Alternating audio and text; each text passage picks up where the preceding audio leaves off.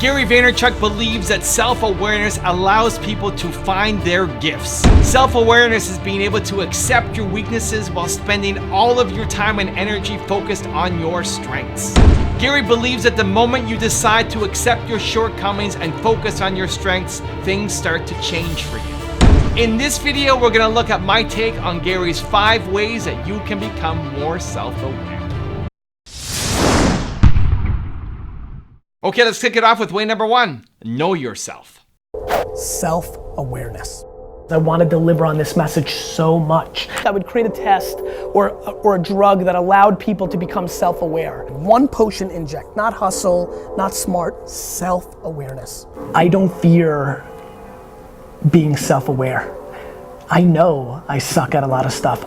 I think everybody lies to themselves. Some people are meant to be B and C players. And I'm pissed that the narrative now is that you need to be a number 1 and have your company, because a lot of people are gonna lose or leave money on the table because that's just the narrative. I'm such a positive guy. I struggle to think about the things I'm bad at, but self-awareness requires understanding both and then choosing which path you wanna go through. I'm a big fan of going all in on your strengths and don't give a about what you suck at. Self-awareness isn't only just betting on your strengths, it's accepting all your shortcomings.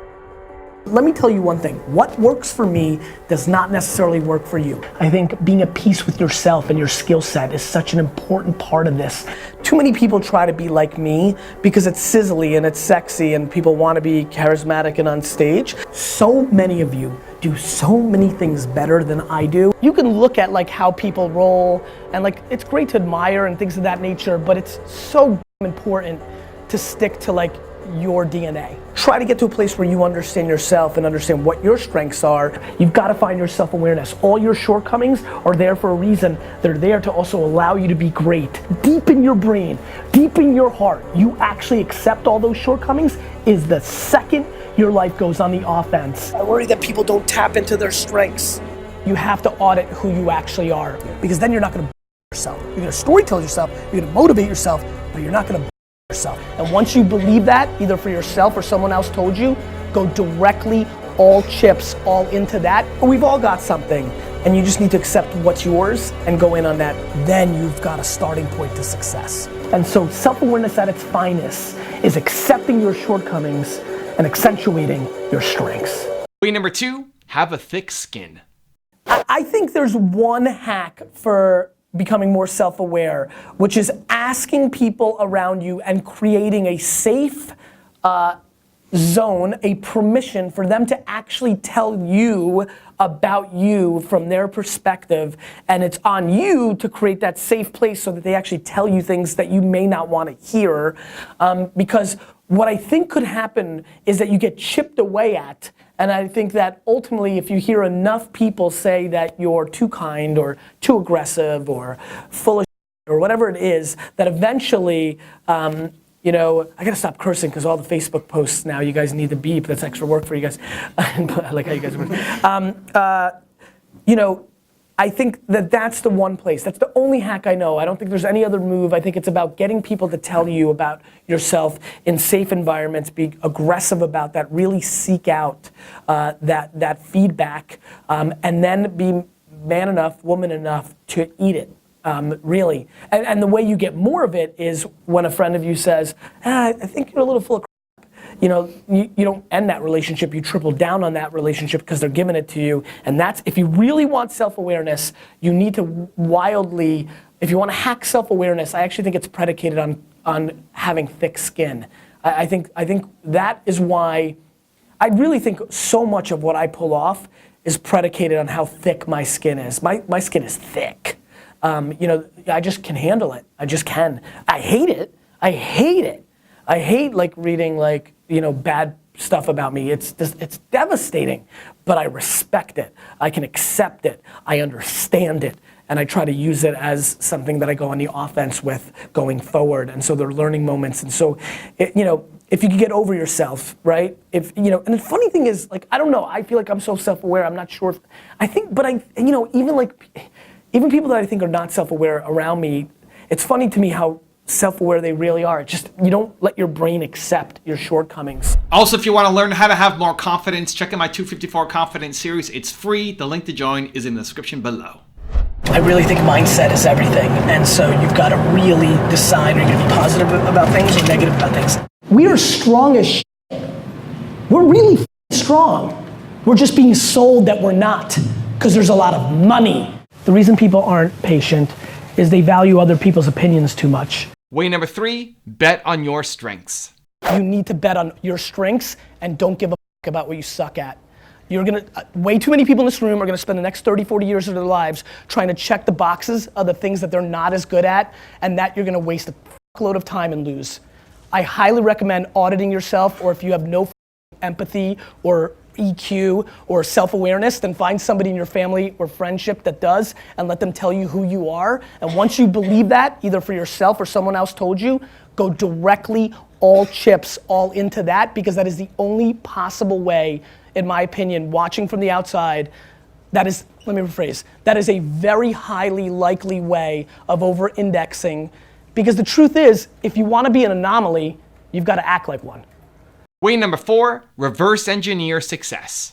I speak about reverse engineering all the time. To reverse engineer, trying to reverse engineer, the reverse engineer, I'm a reverse engineer.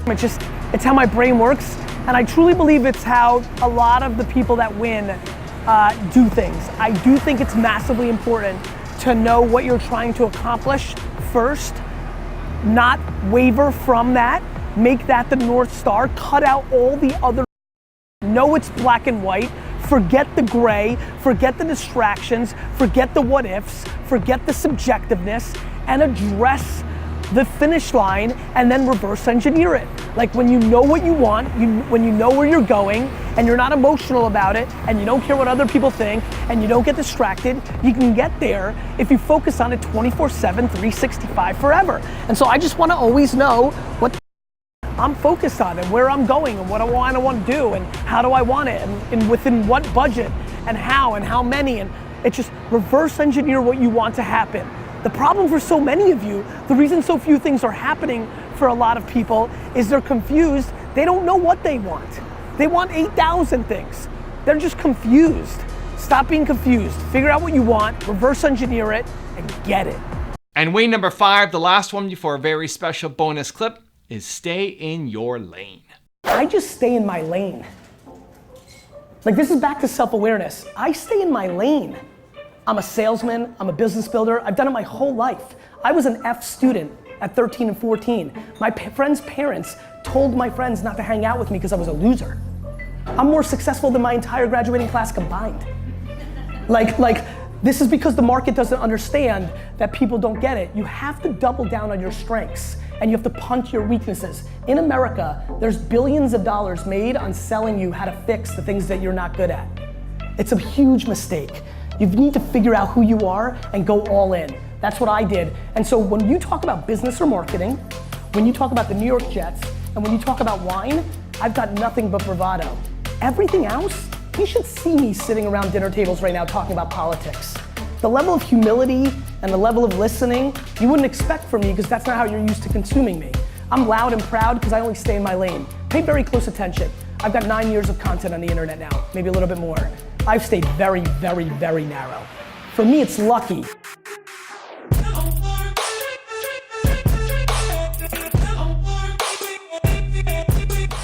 The reason I've been able to kind of grow is my narrow thing is consumer behavior, which I can deploy against anything. So my narrow thing happens to be quite wide, which allows me to play. It allows me to be a good investor. It allows me to run businesses. It allows me to be a personal brand. Like, it allows me to do things, but I don't waver from that.